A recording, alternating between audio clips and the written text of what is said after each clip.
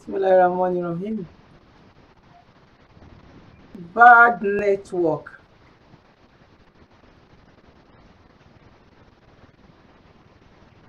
Assalamu alaikum. Àwọn èèyàn kan wà bí ewé orí igi ni wọ́n jẹ́, wọ́n á bá wọn rìn fún ìgbà díẹ̀ ṣùgbọ́n wọn ò ṣe é gbára lé. Iṣẹ́ wọn ò sì ṣe é gùn lé torí pé wọ́n jẹ́ aláìlera, wọ́n jẹ́ aláìlefẹsẹ̀ múlẹ̀, wọ́n kàn wà nínú ayé rẹ fún ọ̀ba ìgbà díẹ̀ ni láti fún ọ ní ìbòjì gẹ́gẹ́ bí ewé. Wọ́n wá nítorí ohun tí wọ́n máa nílò lọ́wọ́ rẹ ni. Nígbàkúgbà tí atẹ́gùn ìjì díẹ̀ bá fẹ́, wọ́n lọ nìyẹn, o ò lè bínú sí wọn. Irú ẹni táwọn jẹ́ nìyẹn. Ìkejì, àwọn ọ̀rẹ́ bí ẹ̀ka igi, àwọn wọ̀nyí lágbára, wọ́n ní okun díẹ̀ ju ewé lọ, ṣùgbọ́n o gbọ́dọ̀ ṣọ́ra fún wọn. Wọ́n ṣetán láti fara mọ́ ọ lọ́pọ̀lọpọ̀ ìgbà, wọ́n á sì ṣe bí ẹni dúró ní onírúurú àkókò tó bá ń là kọjá, ṣùgbọ́n nígbà tí ìjì bá dé, wọ́n á yí àdànù, ó sì ṣeé ṣe kó má rí wọn mọ́. O ò lè gbára lé àwọn wọ̀nyí bákan náà o, bó tilẹ̀ jẹ́ wípé wọ́n fi díẹ̀ kíra jọ àwọn ìpele ọ̀rẹ́ àkọ́kọ́ tí a pè ní ọ̀rẹ́ bí ewé lọ. Wọn ò lè gbé ẹrù tó wúwo kó o tó ṣẹ́jú pẹ́, wọ́n ti ya dànù ní àkókò ìjì líle. Ìdí rèé o tó fi ní láti wọlẹ̀ dáadáa, síbẹ̀ o ò lè bínú sí wọn náà torí irú ẹni táwọn náà jẹ́ nìyẹn. Ìpele kẹta ni àwọn bíi gbòǹgbò. Irú àwọn ènìyàn wọ̀nyí máa ń ṣòro láti rí nítorí wọn ò wọ́pọ̀, ṣùgbọ́n tó o bá ti ní àǹfààní láti ní ọ̀kan nírú èèyàn bíi gbòǹgbò, ó ti rí nǹkan láhe. Wọn kì í ṣe àṣehàn, wọ́n jẹ́ olótìtọ́ tó lè fọkàn tán, wọn kì í rẹ́ni jẹ. Iṣẹ́ tí wọ́n ní láti gbé ọ̀rọ̀, wọ́n á tọ́ ọ sọ́nà, wọ́n á máa tì ọ́ lẹ́yìn, wọ́n á sì ràn ni lọ́wọ́ nígbà ìṣòro. Ìtẹ̀síwájú rẹ á máa jẹ wọ́n lógún ní gbogbo ìgbà, inú wọn á máa dùn sí ìṣerere rẹ, wọ́n á máa ṣe ọ́ lóore tí ò láriwo lọ lọ́pọ̀lọpọ̀ ìgbà. Wọ́n á sa gbogbo ipá wọn láti gbé ọ̀rọ̀ ní àkókò ìkorò. Iṣẹ́ tí wọ́n ní láti gbìn ọ́, kí wọ́n bójútó ọ kí wọ́n sì bomi rin ọ́ lábẹ́ bó ti wù kí ó rí. Wọ́n fẹ́ràn rẹ àti wọn kì í rẹ́ni jẹ́. Ìwé òwe orí 22 ẹsẹ̀ 24 wípé wọ́n á máa tì ọ́ lẹ́yìn, wọ́n á sì ràn ni lọ́wọ́ nígbà ìṣòro. Gẹ́gẹ́ bí igi ti lè ní ẹgbẹ́ rẹ̀ á máa jẹ wọ́n lógún ní gbogbo igi òwò mú wọn máa dùn sí ìṣerere rẹ̀, wọ́n máa ṣe olóore tí ò láriwo ibikíbi ló ti lè pàdé wọn. Nítorí ìdí èyí, jẹ́ kí èrò rẹ nípa gbogbo ènìyàn máa jẹ́ rere, má ṣe wo ẹnikẹ́ni mọ́lẹ̀, máa hùwà dáadáa sí gbogbo ẹni tó o bá pàdé, torí o mọ ẹni tó ń kíyèsí ọ, o mọ ẹni tó ń kíyèsí ìwà rẹ. Àwọn ohun tó o gbọ́dọ̀ kíyèsí lára ẹni tó ń súnmọ́ tàbí tó ń súnmọ́ ọ, àwọn ìwà ọmọlúàbí rẹ̀. Ó gbọ́dọ̀ jẹ́ ẹni tó ṣe é wo àwòkọ́ṣe rẹ̀, tó ṣe é fọkàn tán, ẹni tó lè tọ́ ọ sọ́nà bí o ti lè ṣe àtúnṣe àwọn àṣìṣe rẹ, ẹni tó lè dáríjì ni nínú ìrọ̀rùn, ẹni tó ní ìfẹ́ tí kò ní tẹnumọ́ àwọn àṣìṣe tó o bá ní, ẹni tí á jẹ́ kó o mọ̀ pé ọ̀nà àbáyọ wà fún àwọn ìkùnà rẹ. Nítorí náà, ṣọ́ ọ̀rẹ́ yàn bí o bá yan ọ̀rẹ́. Ní ìlọ́kàn nígbàkúgbà tó o bá fẹ́ yan ọ̀rẹ́ pé kò ṣeé ṣe kí gbogbo èèyàn fẹ́ràn rẹ, má sì ṣe rò pé irú àwọn èèyàn bíi tiẹ̀ nìkan ló máa fi ṣọ̀rẹ́. Ọ̀rẹ́ gidi ṣeé ṣe kí ó má jẹ́ irú èèyàn bíi tiẹ̀, ó ṣeé ṣe kó ní àwọn ẹ̀bùn abínibí tó yàtọ̀ sí tiẹ̀. Ẹ lè jọ jẹ́ ojú ẹgbẹ́, ó lè jù ọ́ lọ tàbí kó má tó ọ lọ́jọ́ orí. Ní ti owó, ọrọ̀, ipò níní àti ìmọ̀ ẹ̀kọ́, àṣà àti ìṣe yín lè yàtọ̀ síra. Ohun tó ṣe pàtàkì ni pé kí o ní ọ̀rẹ́ gidi bíi gbòǹgbò, má sì ṣe yan ọ̀rẹ́ púpọ̀. Ìwé òwe orí 22 ẹsẹ̀ 24 wípé ẹni tí ó ní ọ̀rẹ́ púpọ̀ ó ṣe é sì parun ara rẹ̀. Ṣọ́ra fún àwọn ọ̀rẹ́ tó rẹ́ ọ jẹ, tó sọ̀rọ̀ rẹ lẹ́yìn, tó yẹ àǹfààní rere mọ́ ọ lọ́wọ́, tí kò rí pàtàkì nínú àṣeyọrí kékeré tó o ní tàbí tó parọ́ mọ́ ọ lọ́dọ̀ ẹlòmíràn. Yẹra fún irú wọn, wọn ò mọ̀ ju nǹkan tí wọ́n fẹ́ gbà lọ́wọ́ ẹ lọ, kí wọ́n sì tún wọ́ ẹ nílẹ̀, wọ́n á sọ ẹ́ dẹni yẹpẹrẹ. Wọ́n lè máa rẹ́rìn sí ọ ṣùgbọ́n inú wọn korò sí ipò rẹ, inú wọn korò sí ìṣe rẹ, ìsọ̀rọ̀ sí rẹ, bó o ti rí àti ohun tó o gbàgbọ́. Wọ́n lè já ọkulẹ̀ nígbàkúgbà. Àwọn ọ̀rẹ́ tòótọ́ bíi gbòǹgbò kì í ṣe bẹ́ẹ̀. Wọ́n á jẹ́ kó o mọ iyì ara rẹ, wọ́n gbàgbọ́ nínú ohun tó o jẹ́, wọ́n pe àkíyèsí rẹ sí ẹ̀bùn tó o ní tó ò tí ì ṣàwárí gan fúnra rẹ̀. Ìwé òwe orí 27 ẹsẹ̀ 17 wípé irin a máa pọ́n irin, bẹ́ẹ̀ ni ọkùnrin pọ́n ojú ọ̀rẹ́ rẹ̀. Wọ́n á tọ́ka rẹ sọ́nà àbáyọ láti inú aginjù ayé. Nítorí náà fi àwọn ọlọ́gbọ́n èèyàn ṣọ̀rẹ́, kì í ṣe nítorí pé wọ́n mọ̀wé tàbí nítorí wọ́n ní ọlá tàbí ọrọ̀, ṣùgbọ́n nítorí pé wọ́n ní ìfẹ́, wọ́n ń lo làákàyè, ìwà wọn ò sì yàtọ̀ sí ọ̀rọ̀ ẹnu wọn. Irú àwọn ènìyàn.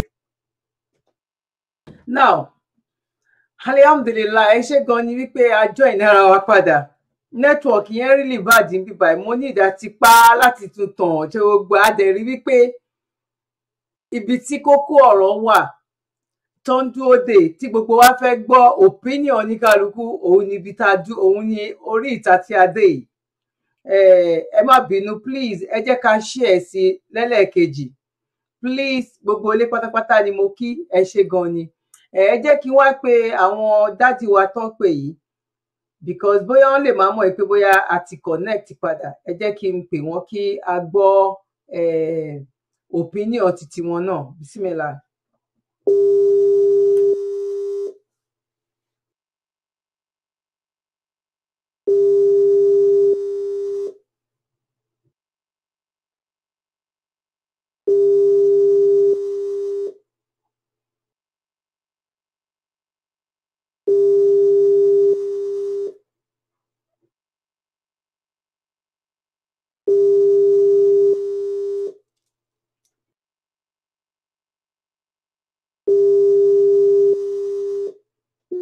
Wẹ́ tó bá rí miss call bóyá wọ́n lè pè padà. Wẹ́ jẹ́ kémi náà fi kún opinion ti tèmi. Àwọn alájà wa tán pè the last caller àti àwọn sister wa tán kọ́ pè náà ṣe gan ni. My own opinion ni wípé ṣẹ́ráwọ̀ obìnrin àfi ká ṣe jẹ́jẹ́ ká gbà fọlọ́run. Ó kàn jẹ́ wípé àwọn situation kan máa ń bá wa, àyàfi ẹni tó jẹ́ wípé ó really sísúnmọ́ Ọlọ́run ẹ̀yẹn ó pọ̀ gan ní. Sísúnmọ́ Ọlọ́run mélòó nínú wa tí nǹkan kan kékeré tó bá wa bá ẹ máa rẹ́lòmíì báyìí wípé oh my God, ní expect wípé ó máa irú bí nǹkan yẹn lè bá bẹ́ẹ̀ ṣe rò. Ṣé ń bá mi ká lọ ń sìn bí ọ̀rọ̀ ilé ayé bó ṣe jẹ́ gangan nìyẹn. Kódà gan ẹni tó súnmọ́ Ọlọ́run gan pẹ̀lú inú àti ọkàn tó máa wí pé ẹlòmíì gan lòun lè fẹ́ yàwó fọ́kọ òun, bọ̀ tó bá délẹ̀ tó bá ti dé ojú ẹ̀ ẹ máa rí wípé nǹkan yìí máa change. Kò dẹ̀ ní rí bẹ́ẹ̀ mọ́ torí wípé kí ni obìnrin lobìnrin máa jẹ́. Obìnrin òun lobìnrin máa jẹ́. Àfi kọ́ Ọlọ́run Allah subhanahu wa ta'ala kó ṣàánú wa kó fi gbogbo wa lọ́kàn balẹ̀. Nǹkan tèmi lè sọ fún àwọn sísítà yìí ni wípé gẹ́gẹ́ bọ́n ṣe sọ, kán ní sùúrù, kán kún fún àdúrà, kán dẹ̀ ní sùúrù, bọ̀ sùúrù yẹn pé méjì. Ẹ jẹ́ ká gbé kọ́ yìí ná. Assalamu alaikum warahmatullahi wabarakatuh. Wa alaikum salam warahmatullahi wabarakatuh. Àwa náà ti ẹ fẹ́ bá a dá ṣètò. Ẹ má bínú nẹ́tíwọ̀kì yẹn ni. À ń gbádùn yín, à ń gbọ́ yín báyìí sìn. Okay. Nípa ọ̀rọ̀ sísá wa yìnyẹn, àkọ́kọ́ tí máa kọ́kọ́ sọ nípa pé dókò ọkùnrin tó bá sọ pé òun fẹ́ yàwó mi, Ọlọ́run ti ṣìyànyàn náà ọ̀kí ní Suratu Nisa. Ṣùgbọ́n Ọlọ́run ti wá sọ pé tí o bá lè ṣe déédéé ni, àkọ́kọ́ ọkùnrin lè sọ pé òun fẹ́ ìyàwó mi lẹ́yìn èyí tí ó ti fẹ́. Ní àwọn ìlú tó ń lo sharia, wọ́n á kọ́kọ́ wo ọkùnrin yẹn ṣé ó lè meet up pẹ̀lú àwọn nǹkan tí ó jẹ́ pé requirement yẹn pé á fún wọn lóúnjẹ o, á ṣọ, á fi ibi tán máa gbé, á máa ṣe ọkùnrin pẹ̀lú wọn. Á dẹ̀ rí i pé òun lè ṣe déédéé láàrin wọn. Gbogbo àwọn nǹkan yẹn ni wọ́n ti ń wọ̀ ní àwọn ìlú míì jẹ́ kó fẹ́ sọ pé ó fẹ́ fẹ́yàwó méjì. Káwá gbé yẹn jùlẹ̀ pé ọkùnrin yẹn ló lè sọ pé òun fẹ́ fẹ́yàwó. Ó lè sọ fún ìyálé yẹn pé kó wá gbà tí ó pé kó gbà àbí kó kọ̀. Wọ́n ní ó wà nínú agreement tó bá yẹ pé initially ó ti wà, wọ́n ti ní written agreement pé ó ò ní fẹ́yàwó míì tí ó lé ní wọn. Wọ́n tó bá wà bẹ́ẹ̀ wọ́n ní a lè gbà wọ ní sharia wọlé pé ọkùnrin yẹn àgbà pé kó fẹ́ obìnrin míì. Ṣùgbọ́n lórí ẹni tí ó ní kó fẹ́ fẹ́yìn, gẹ́gẹ́ bí ṣe kọ́kọ́ rí ojú òkòrò ló bá ọkùnrin yẹn jà pẹ̀lú obìnrin tí ó tẹ̀lé. Ogún tí obìnrin yẹn ní àti bóyá tí ọkọ ẹ̀ ní lòun náà ló tún fẹjú mọ́. Irú àwọn ọkùnrin bẹ́ẹ̀ dẹ̀ ni wọ́n máa ń kábàámọ̀ ń gbẹ̀yìn ni. Nítorí pé obìnrin tó lọ bá yẹn tó ti torí ẹ̀ kó tó lọ kó bá yẹn ó máa padà lè gbẹ̀yìn náà ni. Ní èyí tí èmi máa wá sọ fún àkọ́kọ́ pé gbogbo ọkùnrin kọ́ ló lè fẹ́yàwó méjì.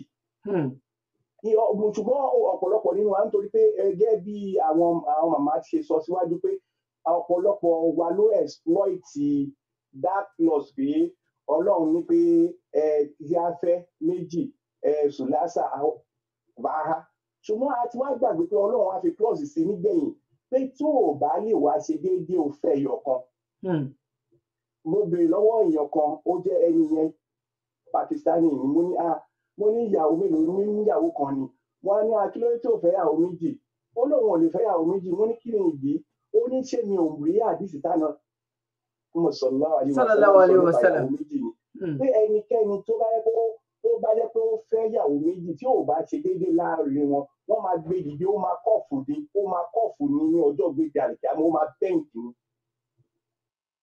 pé kò nílé straight nítorí kò ṣe déédéé pé ṣé mi ò ka àdìsí ẹmu tí mo ní mo ti bá pàdé ó ní ìyẹn gan ló ń bá òun lẹ́rù lòun ò fi fẹ́ ju ìyàwó kan lọ pé ní ọ̀dọ̀ àwọn fẹ́ ìyàwó ẹni tó fẹ́ méjì òun yá fi wọ́n lẹ̀ pé ṣùgbọ́n nítorí pé ìpáyà yẹn pé ṣé òun wá fẹ́ kọ́lọ̀ ń gbóhùn dìde nírú àyè bẹ́ẹ̀ yẹn ní ọjọ́ gbéra kí a mọ̀ ìyẹn ni òun fi jẹ́ kóun máa fẹ́ ìyàwó méjì.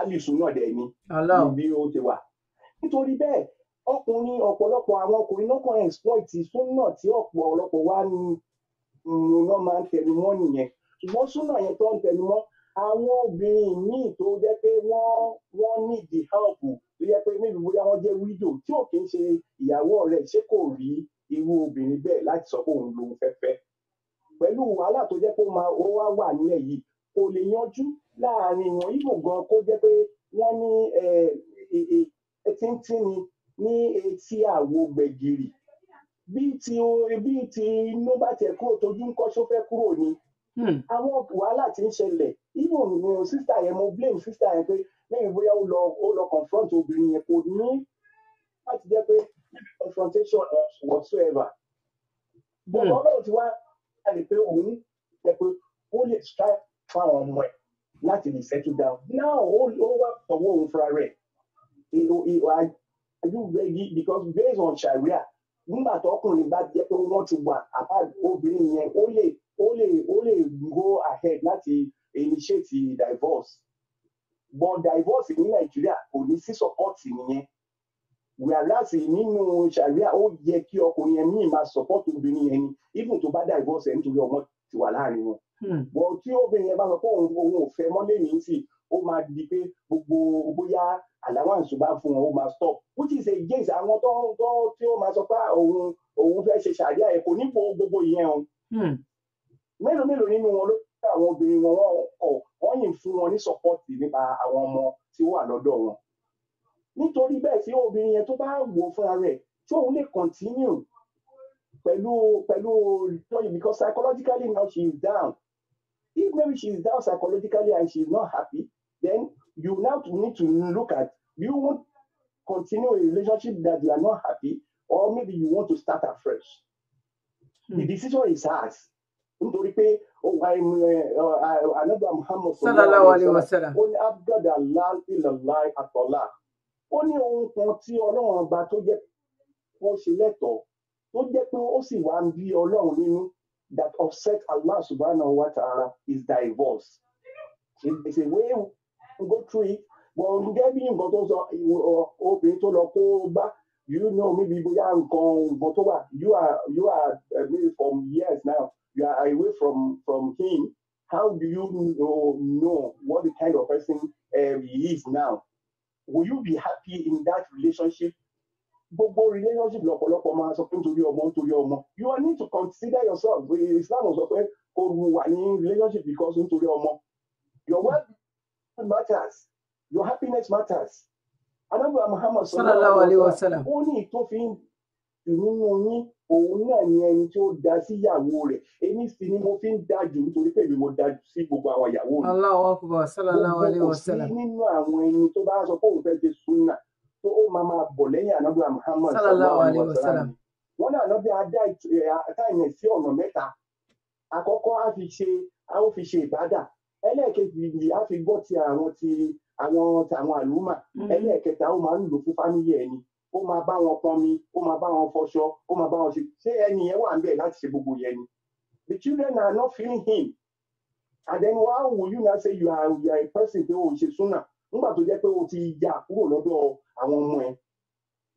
Ní gbogbo àwọn eléyìí ló jẹ́ pé ká consider ṣùgbọ́n ìfẹ́ inú àwọn ọkùnrin pàápàá jùlọ àwọn tá Ọlọ́run tó wá sọ pé akéwú díẹ̀ òyìnbó náà ní ibi súnà enjoyment yẹn ni wọ́n bá sọ pé wọ́n bóyá ọkùnrin yẹn wọ́n lògùn fún irọ́ ni o irọ́ ni o ojú kòkòrò ẹ̀ nǹkan tó fẹ́ jẹ ni olóko débẹ̀ o.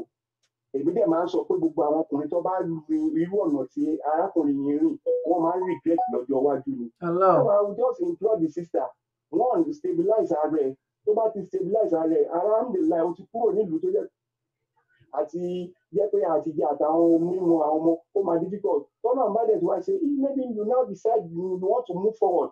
You can end the marriage and then get another man and continue with your life. Because all before an option pé ètò wá ṣe ló tẹ̀ ọ́n lọ́rùn. Therefore, you should consider which one is best for you. Is it better for you to now wait for and you remain in that relationship and you are not happy, or you want to move on?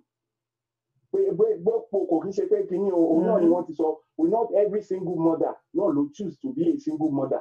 Àwọn míì ló jẹ́ pé ṣùgbọ́n based on this what is on the ground now is a thing. Tó yẹ pé maybe ẹ̀yin lè pé àwọn ẹbí láti get involved. Get àwọn ẹbí láti get involved. But bí ó ṣe rí ní tó tún wá kó lọ sọ́dọ̀ kìíní ẹgbàgbé ẹ̀jáde wọn á ní kó ọkùnrin kan wọn lóògùn fún ogun wo ni wọ́n lò. Nǹkan kan tóbìnrin ní ẹ jẹ́ kí n ṣàlàyé fún yín olóòtú. Tóbìnrin ní tó fi ń control ọkùnrin nítorí àwa náà ti rí díẹ̀ láyé yìí. Òun náà ni pé obìnrin ní ète tóbìnrin máa dẹ̀ bí mo bá kí yín tó jẹ́ pé maybe ẹ jẹ́ èèyàn kan tí mo fẹ́ tí ó jẹ́ pé aago 5 ni máa ń padà sílé. Tí n bá dọ́dọ̀ yín ẹ̀yin máa sọ fún mi pé aláàjì ẹ̀jẹ̀ dúró tí di aago 6 ọjọ́ tí n bá ti dúró di aago 6 mo ti gbó yín because the next time ẹ sọ di aago 7 the next time ẹ sọ di pé ẹ̀ẹ́dẹ̀ jẹ́ kó di aago 12 máa lọlé the next thing ẹ bá sọ pé ẹ̀ẹ́dẹ̀ sùn ọjọ́ tí n bá ti sùn ni pé ó dẹ̀ wá di pé ẹ̀ẹ́dẹ̀ mú nínú aṣọ yín wá máa wá síbi kẹ́mi. Allahu Akbar. Ẹ wá máa sọ pé wọ́n lo oògùn wọn náà lò fún ẹni yẹn ẹni wá I normally it gets to my nerves when they say wọ́n lo jáàsì fún ni jáàsì wo ni ẹwọ ẹja jókòó ní pé oògùn ẹni yẹn nǹkan tó bá fẹ́ jẹ ni ó ti ṣẹlẹ̀ sí ọ̀rẹ́ mi kan ni nígbà tí mo sọ fún pé ọmọbìnrin tó ti tẹ̀lé yìí ó ní ọ̀rẹ́ mi nǹkan tó mo fẹ́ jẹ ni wàláhì ó padà bú lọ́wọ́ gbẹ̀yìn náà ẹni tó bá ti kan tó o bá ti ṣe lè láì wá rọ̀sùn léyìí ó fẹ́ fẹ́yàwó 2 ni ó fẹ́ fẹ́yàwó 3 ni ó fẹ́ fẹ́yàwó 4 ni tó o bá ti ṣe nítorí ti Ọlọ́run àti ànábì ó kàbùkù ni gbogbo ẹ̀ máa dàrú gbẹ̀yìn ni. But whatever that you want to do it because of the fear of Allah and remember that one day you in front of Allah alone by yourself and there won't be any other person with you. Tábà tí wàá ń rò yẹn ọkùnrin tó bá fẹ́ gbé sẹ́gbẹ̀ẹ́ yẹn á kọ́kọ́ wò ó pé òun máa dúró wájú Ọlọ́run èyí ohun sísá kan bí èdè ọjà àgbẹ̀tọ̀ ni wọ́n ní lásù ọjọ́ ó ní òun máa sọ fọ́kàn òun àwọn méjì ó lóun káwọn lòun máa bẹ rojọ́ wájú Ọlọ́run ìwọ ló máa rojọ́ òun ò ní ẹjọ́ kọ̀ọ̀kan tó fẹ́ rò. Ó ní nǹkan tó máa sọ fọ́kàn òun nìyẹn nítorí ẹni tó bá mọ̀ pé òun máa dúró wájú Ọlọ́run rojọ́ á wo díẹ̀ nínú ìgbádùn ayé yìí ọdún mélòó ló fẹ́ fi gbà bóyá gba obìnrin á tún gbádùn obìnrin yẹn fún the next 50 years so possible kò possible now. Kò possible kò gún gbádùn obìnrin yẹn fún the next 50 years then tó bá kú ìdí tó á lọ Ọlọ́run how many years ló máa wà wọ́n tó wá fi wá máa wọ́n yìí òun ṣe déédéé àbúrò ba obìnrin ti bí nínú dé. Ànábì Muhammad sallallahu alaihi wasallam bẹ́ẹ̀ obìnrin kan kó fi ba èkejì nínú jẹ́ náà nítorí bẹ́ẹ̀ nǹkan tèmi máa sọ nípa ọ̀rọ̀ yẹn náà yẹn ó rán afọkùnrin yẹn lẹ́ni o máa bẹ Ọlọ́run pé káburú kan ṣẹlẹ̀ sí lára fílẹ̀ ó kí ọkùnrin obìnrin yẹn fílẹ̀ kó obìnrin yẹn bí sára rẹ̀ are you happy if maybe you want to wait for him or you want to move on.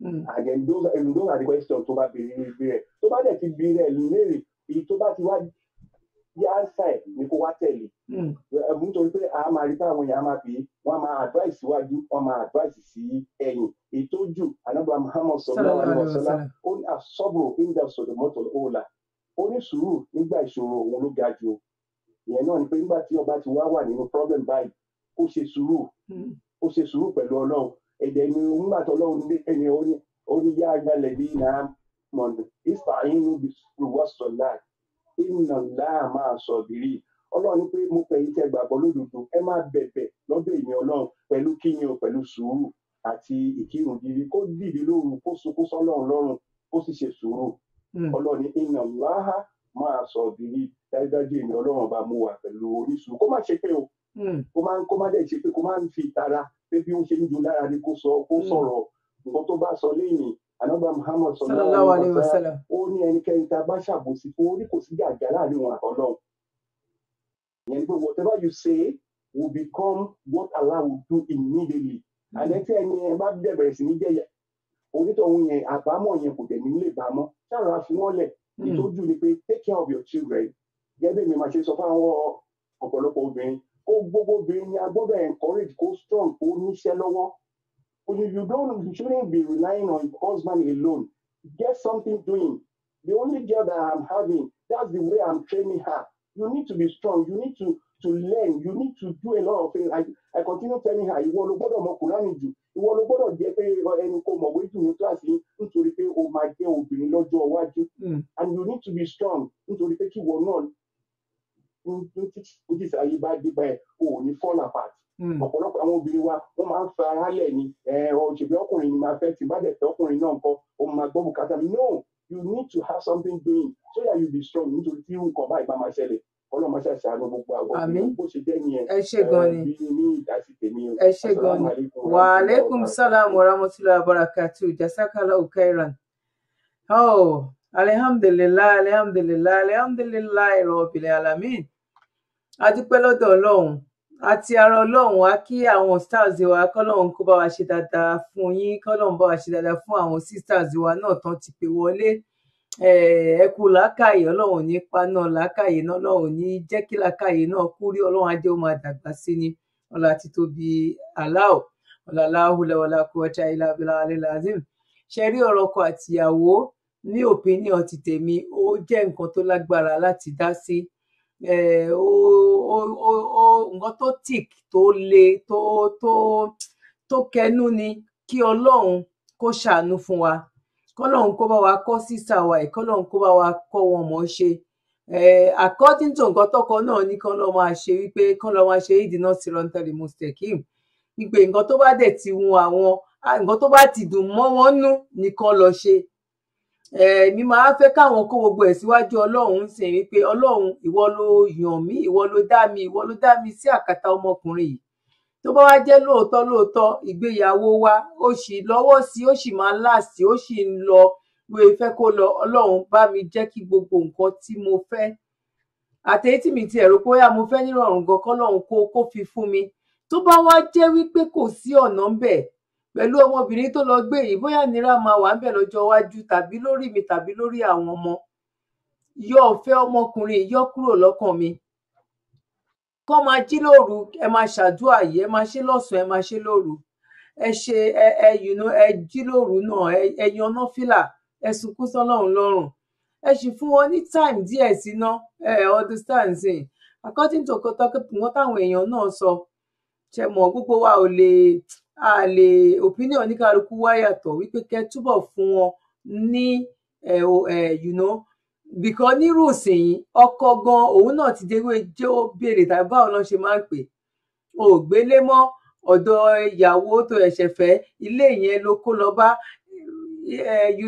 àwọn ọmọ àyàwó àwọn náà tún ti wà lọ́tọ̀ ò ní freedom mọ́ ẹ wo ọlọ́mọ ẹ kó jẹ́ pé àwa fúnra wa la máa fira wa sínú ìgbèkùn ayé tó bá yẹ a máa sọ wípé èèyàn kan ń ṣe wá kọ́lọ́hún kó ṣàánú fún wa kọ́lọ́hún má dà wá lórí rú àwọn nǹkan kan dẹ̀ tún máa ń ṣẹlẹ̀ tó jẹ́ wípé ẹlòmíì wà ó bí ọmọ kò dẹ̀ délé ọkọ rí a dẹ̀ ń sọ̀rọ̀ ẹni tó ti wọ bíi 60-something years nsìn tàbí ẹ̀gbọ́n mi gbogbo ilé tẹ́ bá ń gbọ́ mi ẹ jẹ́ kí n rí yes ẹ jẹ́ kí n rí no ẹ jẹ́ kí n rí love ẹ jẹ́ kí n rí like mo ní èèyàn arẹ́ni tó bímọ tí ò délé ọkọ rí a rí ẹni nílé ayé yìí náà ní arẹ́ni tó bí ọmọ 5 tí ò dé ilé ọkọ rí arọ́ ọlọ́mọ 4 tí ò dé ilé ọkọ rí a dẹ̀ rẹ́ni tó bímọ ọlọ́mọ 4 ọlọ́mọ 3 tó jẹ́ wípé kò lò ju bóyá bíi 6 months nílé ọkọ kò lójú èyí ẹ̀ lọ nílé ọkọ.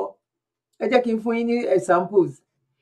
Ìgbà èyí tó kọ́kọ́ ṣẹlẹ̀ tí mo lọ́lọ́mọ ìyẹn ọlọ́mọ méjì, ìgbà tó kọ́kọ́ máa bímọ ilé bàbá ẹ̀ ló bí sí nígbà tán wà ní school. Ọkọ kan fẹ́ parí school, ọkọ fẹ́ lọ sí school, fẹ́ ṣe kinní kan, ìwà nílé bàbá ẹ̀, ó tún lóyún kejì, ó tún bí sílé bàbá ẹ̀ ń bẹ̀. From there ọkọ tó lọ sí school ó padà ó lọ fẹ́ lòmíì, ó continue life, àwọn méjèèjì on separate. Òun wà nílé bàbá ẹ̀, ilé bàbá ẹ̀ yẹn lẹni yìí wà tó fi ń pé 60 something years nísìn.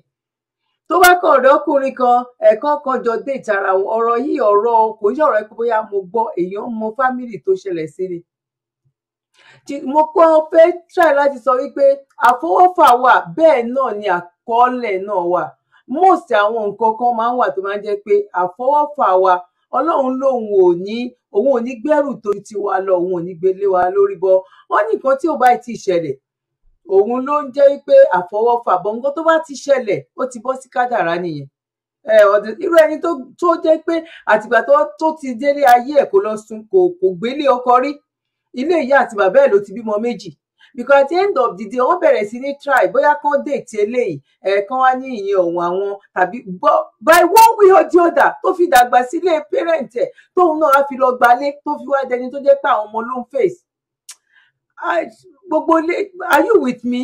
Ẹ get point ibi tí mò ń sọ ń bẹ̀ yẹn ni pé kádàrá ti bẹ lórí ohun gbogbo, but àwọn nǹkan míì tá bá bára wa nínú ẹ̀, torí pé ìjẹ́ èèyàn yẹn ó wà nínú wa, especially obìnrin. Ọkùnrin tètè máa ń rí ara gba nǹkan sí, bó ṣe máa bá obìnrin kan bẹ́ẹ̀ náà kọ́ ló ṣe máa bá ọkùnrin. Bí fídíò kan téèyàn kan send sí mi wípé tí woman yẹn, àwọn ọkùnrin ló ń advise, ọkùnrin ló, bóyá àwọn obìnrin,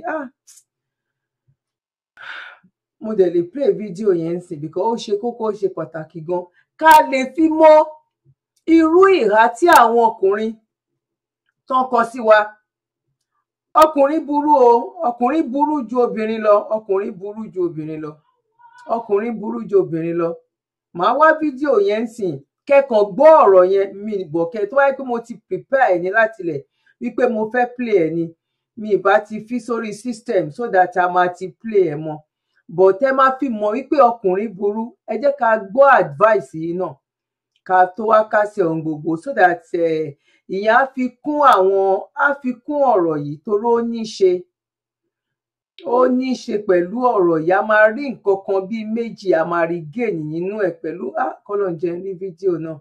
Mi ò plan ẹ̀ sílẹ̀, ní tó bá yẹ pé mo plan ẹ̀, màá ti, ó wà ń bíbà iná. Ẹ fún mi ní 2 minutes, ẹ jẹ́ n farabalẹ̀ wá o, torí èmi náà mọ̀ rọra fi fídíò yẹn sílẹ̀ ń bẹ̀ wípé mi ò wá mọ̀ ẹ́ pé ọjọ́ máa wá, ó máa ká.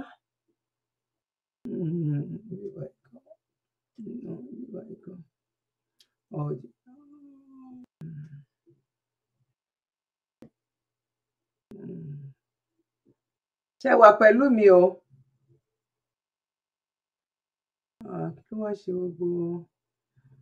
gbogbo fídíò mi báyìí tó wá rí báyìí? Sí nẹ́tíwọ̀kì ni tàbí kí ni dé? Gbogbo ẹ̀ wà náà.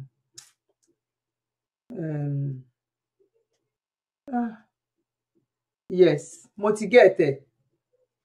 Ẹ jẹ́ ká listen. Ṣóun ni ṣá náà? Of course, yes. No. Yes, òun ni. Yeah. Yes. The reason why it looks as if women suffer more is because women are more expressive. Women can cry. Women can talk. Women can shout. Women can quarrel. It's because the women are more expressive. That's why it looks as if the women suffer more. But it's a lie. Men suffer more emotionally because they have silenced their emotions because of the word, be a man.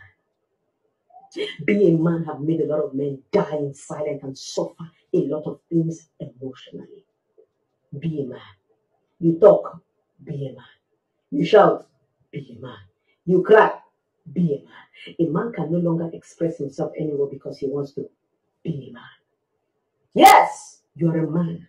Our men are suffering in Africa. They cry silently in their hearts because they cannot express themselves. What is the way to express yourself if not to talk, if not to say how you feel, if not to cry, if not to show out emotions? But be a man have made our men go silent. This same be a man is beginning to affect our relationship and our marriage because our men no longer talk. They've gone silent on us. Be a man. Yes, I say it.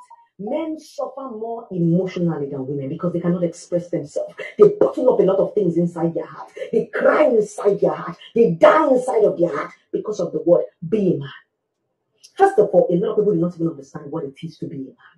A man is a man who can take responsibility. A man is that man that can carry his family on his shoulder. A man is that man that can look beyond now and look at the future. They did not say because you're a man, you should not express yourself. I think that word be a man is beginning to be misunderstood. That these men are beginning to die in silence.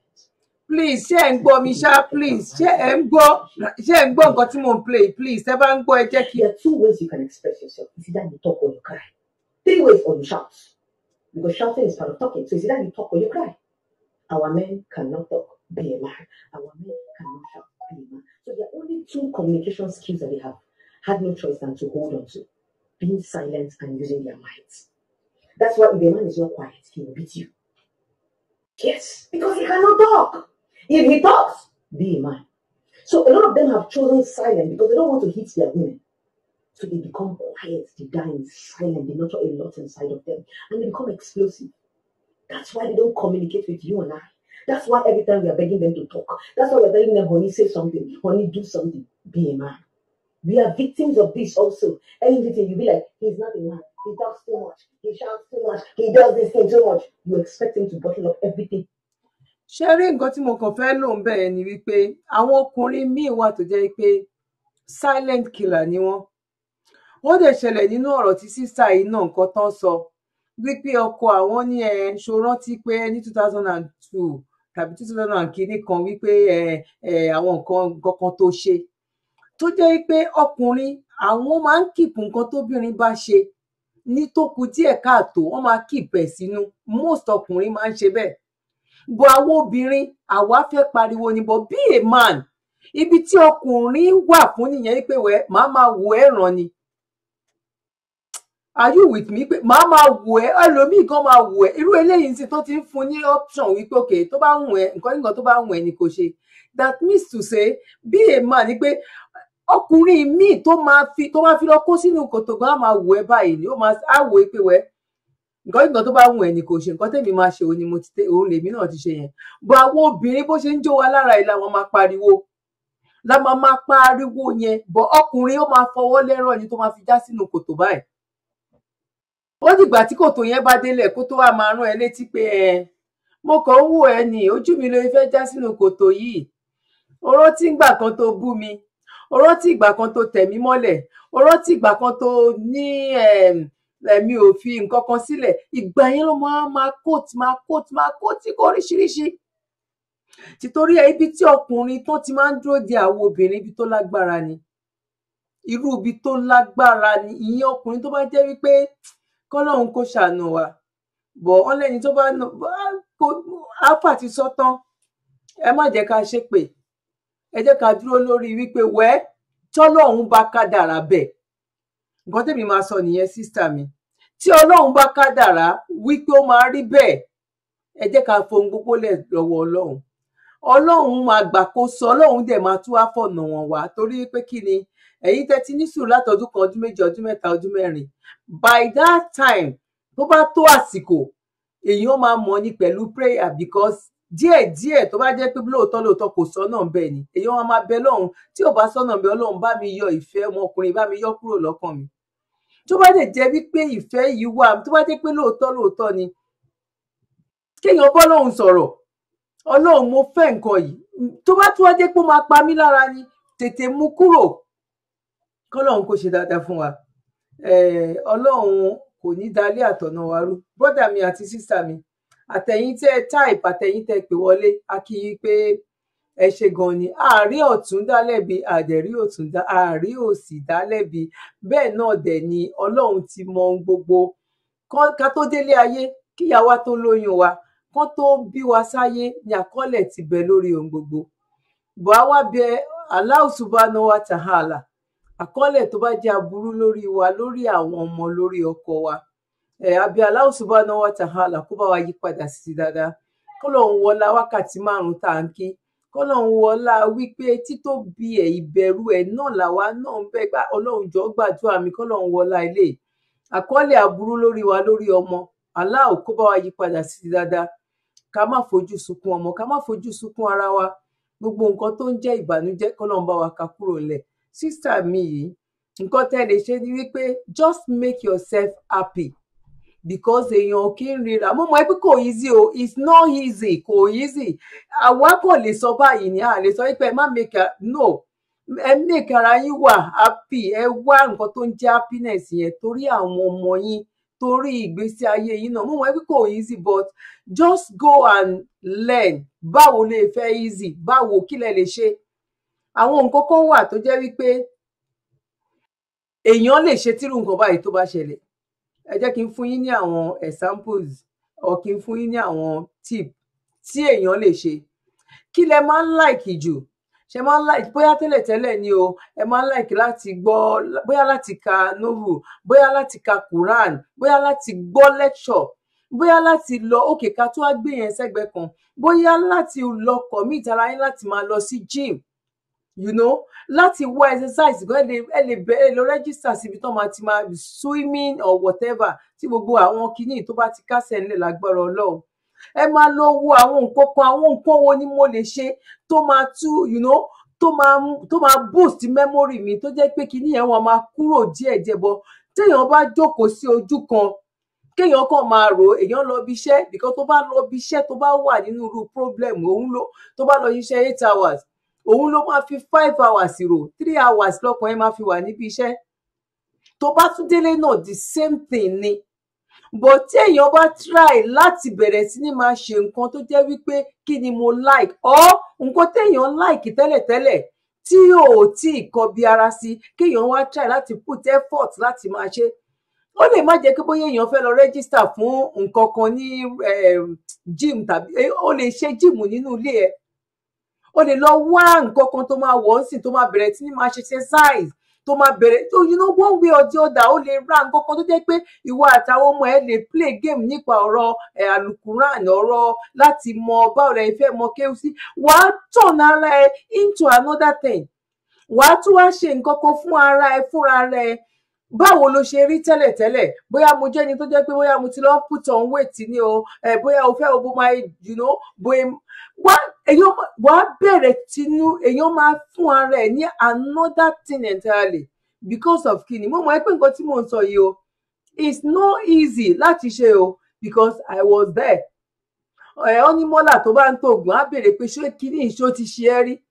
Nǹkan yìí ò easy láti ṣe o, bọ́ ó dùn láti sọ o, ó dáa láti sọ, bọ̀ kò easy láti ṣe. Bọ̀ èèyàn máa take courage lélẹ̀, èèyàn máa wí gbà. Nǹkan ẹyọkùnrin tí èèyàn kàn fẹ́ máa sọ fúnra ẹ̀ ni pé tí mi bá ṣe kíní, Ọlọ́run má jẹ́ kẹ́mi mi jábọ́ báyìí. Tí mi bá gbára mi lẹ̀, Ọlọ́run má jẹ́ kẹ́mi mi jábọ́ báyìí. Ọlọ́run má jẹ́ kẹ́mi mi jábọ́ báyìí. Kó bẹ̀rẹ̀ sí ní máa túnra ṣe, bóyá o ti wẹ̀, o ti rọra ṣe fẹ́rẹ́fẹ́ nínú ilé tí ò sẹ́ni tó wòyàn, bọ̀ èèyàn mú, in short, ara téèyàn kì í mú tẹ́lẹ̀, kéèyàn bẹ̀rẹ̀ sí ní máa múra yẹn nínú ilé, kéèyàn bẹ̀rẹ̀ sí ní máa dúnra ẹ̀ nínú, kéèyàn wo àwọn nǹkan kan míì tó jẹ́ pé kí ni mo lè fi panu ná, tí ẹ jẹ́ ń ṣe àwọn nǹkan kan tèmi. Èèyàn máa wá happiness yẹn, èèyàn máa tún fowó ra happiness ni. But tí a bá dúró lórí wípé Ọlọ́run báwo ló ṣe wá rí báyìí? Ọlọ́run mà wá ṣàánú mi o, báwo lọ̀rọ̀ mi ṣe wá rí báyìí? Ó tú mí kanlẹ̀. Ọlọ́run ò, ta ni mo wá ṣẹ̀? Báwo lọ̀rọ̀ mi ṣe rí báyìí? Èèyàn máa rò náà o, but lórí ibi tí ọ̀rọ̀ yìí dé, èèyàn kàn láti tún kíní ara ẹ̀, torí wípé ẹni téèyàn ti torí ẹ̀ ń kú kò rí èèyàn. It's another thing tí ẹni yẹn tó bá rí èèyàn, tó bá ń bẹ̀yàn, ó rán èèyàn sí yẹn pé ṣáà bá mi bẹ̀ ẹ́, ṣáà bá mi ṣe kinní kan, ó yìí lè má consider, ó sì lè máa wò wípé ó dẹ̀ yìí ń bẹ̀ mí o, ó dẹ̀, but ẹni tó bá sọ wípé nǹkan tó bá ti wù ẹ́, that means to say, tó bá yẹ pé fi mílẹ̀ ló mú ẹ wá happy, go ahead. Tó bá lè jẹ́ pé o fẹ́ dúró ni, go ahead. Why téèyàn wá fẹ́ parẹ́ ẹ̀ ńgbà yẹn? Téèyàn bá kú aláyé àṣàyè o, bí ọ̀rọ̀ tí àwọn sísá wa tán pè láti Australia tó ń sọ wípé ẹni tó bá kú lórí irú nǹkan bẹ́ẹ̀ yẹn àwọn ọmọ gan á tún gbé ṣépè wọn ò ní mọ̀ ipá kọ́ọ́lẹ̀ Ọlọ́run ni wọ́n máa bìlíìfù pé ìyá wa fúnra rẹ̀ gan òun ló fi rònú pa rẹ̀ torí pé a mọ bọ́rọ̀ yìí ṣe jẹ́ a mọ bí sítórì yìí bó ṣe lọ gbogbo àwọn nǹkan tí mi sọ is not pé bóyá something tó easy o but Ọlọ́run á jẹ́ kó easy fún yín sísá mi Ọlọ́run á jẹ́ kó easy fún yín èmi ò bá bẹ̀ yín ni mo rọ̀ yín ni pé láti èní yìí lọ ẹ lọ schedule ẹ lọ ṣe new schedule times table yín ẹ̀yin àtọmọ yín ẹ lọ ṣe times table kẹ́ tún wá fi nǹkan yìí sínú àdúrà kẹ́ wá ní sùúrù téèyàn bá wá ní sùúrù yẹn tó bá wá dójú ẹ̀ ara gan ló máa sọ fún yẹn pé ó dàbí pé níbi tí mo dé yìí alihamudulilayi mi ò lè ṣe sùúrù jù báyìí lọ bọ́lọ̀ ò ṣe kádàrá pé rìn àjò yìí bó ṣe máa rí nìyẹn Allahu alam kọ́lọ́run kó kọ́ wa mọ̀ ṣe èmi tí mo sọ èyí tó bá jẹ́ṣẹ̀ ń bẹ kọ́lọ́run ṣàforíjì tó pọ̀ fún mi àwọn tán pè wọlé náà èyí tó bá jẹ́ṣẹ̀ ń bẹ kọ́lọ́run ṣàforíjì fún wọn àwọn tán táìpù náà èyí tó bá jẹ́ṣẹ̀ kọ́lọ́run ṣàforíjì fún wa gbogbo ìta sọ lọ́jọ́ tèní àbí Allahu subhanahu wa ta'ala kó má jẹ́ ìdálẹ́jọ́ aburú fún wa nílé ayé wa àti lọ́jọ́ gbéǹde àríkíámọ̀ ibi tá wá fọkàn rẹ̀ sí tá fọkàn rẹ̀ sí àbí Allahu subhanahu wa ta'ala kó jẹ́ ká bá òré ń bẹ gbogbo àwọn ìdílé tí ó kù díẹ̀ káàtó àbí Allahu subhanahu wa ta'ala kó fi ìdùnnú sí ilé oníkálukú wa gbogbo àwọn ìdílé tó dẹ̀ ń dùn náà àbí Allahu subhanahu wa ta'ala kó má kan gbogbo bó bá ṣe ń fà kọ́lọ́run tètè bá wọn máa fi solution sí torí kò sí àwọn àtẹnu náà ó ń jà ìdílé tó bá dùn náà àwọn náà wọn bọ́n ṣe ń pa mọ́ra náà wọn bọ́n ṣe ń gbà fọlọ́run ni èyí tó bá dẹ̀ kù díẹ̀ káàtó náà bóyá ìkan ló ṣáà ń fà nǹkan kan ṣáà ló máa fà nǹkan kan ṣáà bá a fi gbogbo márèjì wa a fi sí ọwọ́ Allahu subhanahu wa ta'ala kó bá wa dì í mú ẹni tó jẹ̀yà kọ́lọ́run jẹ́ kó jọrọ̀ ẹ̀ ìgbà tí iṣan bá máa jiná fún wa jẹ́ kán má nìkan dìde ìṣẹ́jú kan fún wa kọ́lọ́run ṣe dáadáa fún èmi àti yín fún oníkálukú wa nílé ayé wa àti lọ́jọ́ gbẹ̀ǹdẹ̀ àríkíámọ̀ àwọn èèyàn bí èṣù bí èèyàn tó máa ń da márèjì rú kọ́lọ́run lé wọn jìnnà sí wa ọlá títóbi Ọlọ́run ọlá ìjẹ́ kan ṣoṣo ẹ̀ ọlá aláhùlà wàlá quwwata illa billahil azim gbogbo ẹni tó wà ní dùbúlẹ̀ àìsàn Ọlọ́run bá wa wò wọ́n sàn bá wa fún wọn lálàáfíà gbogbo atẹ́gùn burúkú tó ń fẹ́ iná Ọlọ́run má jẹ́ ó fẹ́ lù wá tọmọtọmọ má jẹ́ ó fẹ́ lù wá tọ̀tá gan pàápàá má jẹ́ ó fẹ́ lù wá tẹbí tará má jẹ́ a gba lẹ́tà ọ̀fọ̀ láti ilé má jẹ́ kán fi lẹ́tà ọ̀fọ̀ ránṣẹ́ sí wa Ọlọ́run ṣaláàbò ẹ lórí wa jẹ́ ká máa lọ rí jẹ́ ká máa bọ̀ dáadáa gbogbo àwọn tó wá ń ṣiṣẹ́ ní hospital ni o gbogbo ibikíbi tán ti ń ṣiṣẹ́ ní iṣẹ́ pé ẹ̀mí fẹ́ bọ́ lọ́rùn àwọn tó ń ṣe àti àwọn ẹ̀mí tó ti bọ́ gan a fi gbogbo àwọn ẹ̀mí tó ti bọ́ lé ẹ lọ́wọ́ Ọlọ́run bá wa ṣàforíjì fún wọn àwọn tó bá jẹ́ mùsùlùmí àwọn tó bá dẹ̀ jẹ́ lẹ́sìn míì náà Ọlọ́run bá wa tò wọ́n sáyè wọn ọlá kún fàyà kún ọlá ìjẹ́ kan ṣoṣo Ọlọ́run ọlá láhùlà wàlá quwwata illa billahil azim ìlú Nàìjíríà náà abẹ́ ẹni Ọlọ́run bá wa tún ṣe Allah subhanahu wa ta'ala ìlú Nàìjíríà àmọ́ bá ifẹ́ ṣe o àwa ò lè ṣe nǹkan kan o a kàn ń gbìyànjú náà ni o àdúrà la lè fi jagun pẹ̀lú àwọn èèyàn wa tó wà níbi àtàwọn tó wà l'Amẹ́ríkà táwa ní UK àtàwọn tí Italy náà ọwọ́ wa ti bọ́ àlágbára ní nǹkan kan Ọlọ́run ni gbogbo kódà gan àtòyìnbó àti dúdú ń sìn kò sí nǹkan kan ní Italy wọ́n bọ́ sórí títí wọ́n ń ṣe prayer l'Amẹ́ríkà wọ́n wọ church wọ́n ń ṣe prayer àwọn mùsùlùmí tó wà níbẹ̀ jáde àwọn Christian tó wà níbẹ̀ jáde fídíò lóríṣiríṣi ló ń lọ àwọn èèyàn náà ti wá rí nsìn wípé kò sí nǹkan kan tá a lè ṣe àfi ká padà lọ bọ́ lọ́hùn but àwọn tó ń jó lórí wa mọ̀ pé ká padà lọ bọ́ lọ́hùn nìbọn wọn kàn ń pretend nìbọn kí la fẹ́ ṣe ìwọ tó wá mọ̀ ìpọ́ lọ́hùn náà ló ń dára yẹn jẹ́ ká padà ká lọ bọ́ lọ́hùn Ọlọ́run ò ní dojú ọ̀rọ̀ wa rú bọ́dà mi àti sísà mi ìpàdé wa di maybe in 2 days time inshallah orúkọ èmi tí mò ń sọ̀rọ̀ ni Dr. Zabby láti ìlú UK gbogbo ẹ̀yin tẹ́jọ́ ìníwá látẹ̀kùn ẹ ṣé gan ni ẹ bá wa share ẹ̀yin tẹ́ ẹ bá ti share Ọlọ́run á ṣe dáadáa fún wa nítorí tèmi sáré pè yín ọ̀dẹ̀ nítorí tẹ̀yin náà sáré pè mí subhanaka allahumma wa bihamdik wa ashhadu an la ilaha illa anta astaghfiruka wa atubu ilayk subhana rabbika rabbil izzati amma yasifun wassalamu alal mursalin walhamdulillahi rabbil alamin assalamu alaikum wa rahmatullahi wa barakatuh one love gbogbo ilé o assalamu alaikum.